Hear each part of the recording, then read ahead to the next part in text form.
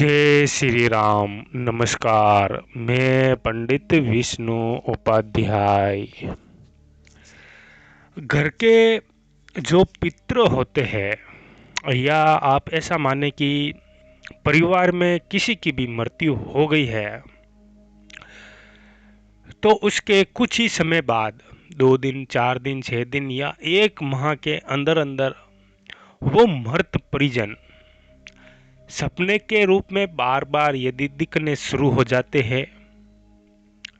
इसके अलावा घर में ही वो प्रत्यक्ष रूप से कुछ सेकंडों के लिए दिखने शुरू हो जाए तो ये एक शुभ संकेत नहीं माना गया है।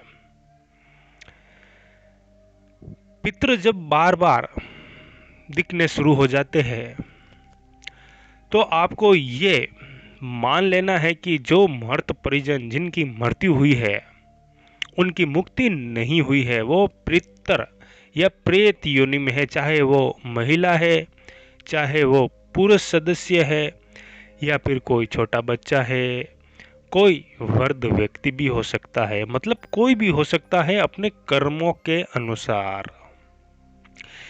बार बार जो आत्मा जिसके पास शरीर नहीं है वो दिखती है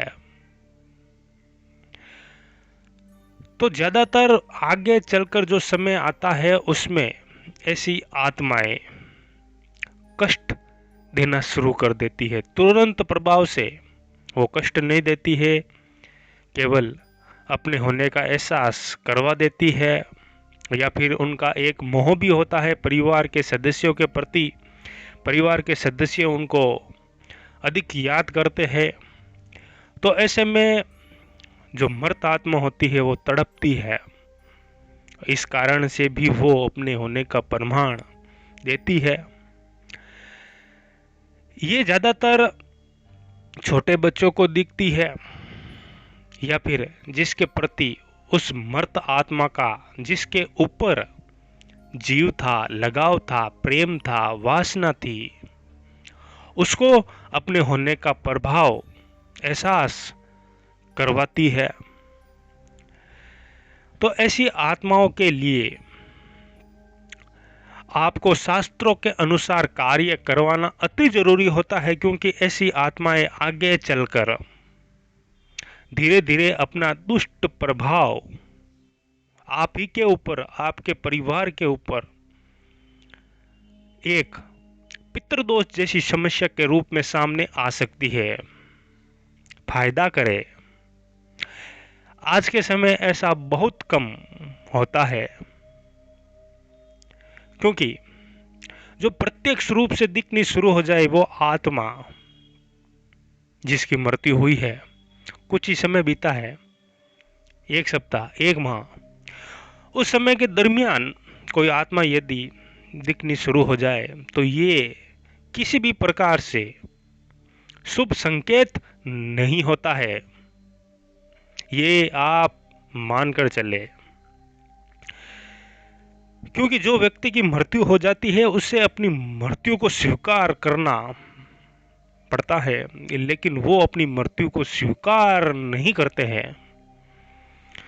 जीवन काल में जिस तरीके से जिंदगी चल रही थी, मृत्यु के बाद भी उसी प्रकार से वो अपने होने का प्रभाव आपके ऊपर बनाए रखती है।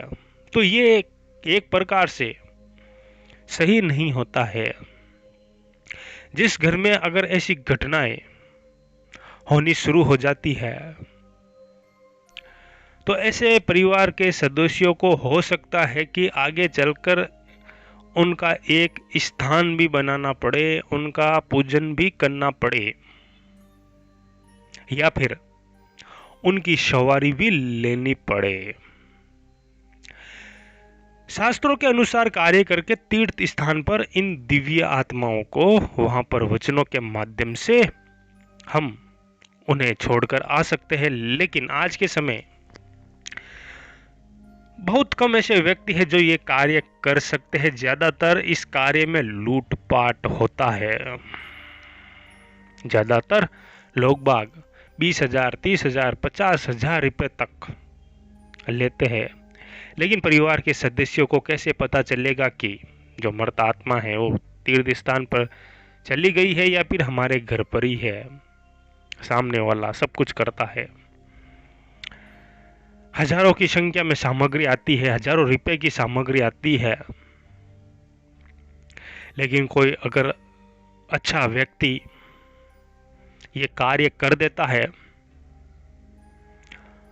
तो मर्त आत्मा उसकी मुक्ति का रास्ता भी खुलता है, तीर्थ स्थान पर भी छोड़कर आ सकते हैं। नहीं तो परिवार को तो कम से कम 1.25 महीना या लगातार 5.25 महीने तक ब्राह्मण को घर पर भोजन अवश्य हर रोज करवाना चाहिए। अगर कोई आत्मा मृत्यु के कुछ समय बाद ही दर्शन के रूप में दिखनी शुरू हो जाती है, उनके नाम के वस्त्र अवश्य ब्राह्मण को गरीबों में भेंट करने चाहिए।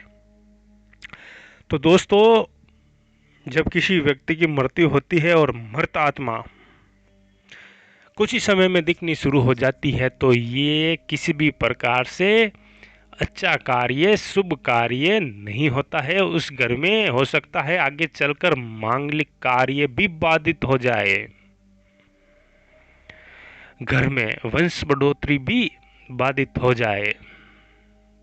अगर वो मर्त आत्मा दिव्य आत्मा है, भला करने के लिए अगर वो इस योनि में रुकी है, तो हो सकता है कि आपके व्यारा का न्यारा कर दे। नहीं तो समय के साथ वो पूरे परिवार को बर्बाद करने का सामर्थ्य उस आत्मा में आ जाता है। तो शास्त्रों के अनुसार आप कार्य करें तो मर्त आत्मा को अवश्य मुक्ति मिलती है। श्रीमद् भागवत गीता का बार बार अध्ययन आप अपने घर पर कीजिए, उच्च स्वरों में कीजिए, सुंदरकांड का पाठ कीजिए। इसे मर्त आत्मा के कानों में जब ये शास्त्रों की बातें जाएगी तो वो स्वतः सकारात्मक रास्ते पर आकर सबका भला और अपनी मुक्ति का रास्ता अवश्य उसका परास्त होगा। बाकी दोस्तों, मैं मिलता हूँ आपसे और किसी वीडियो में। जय श्री राम।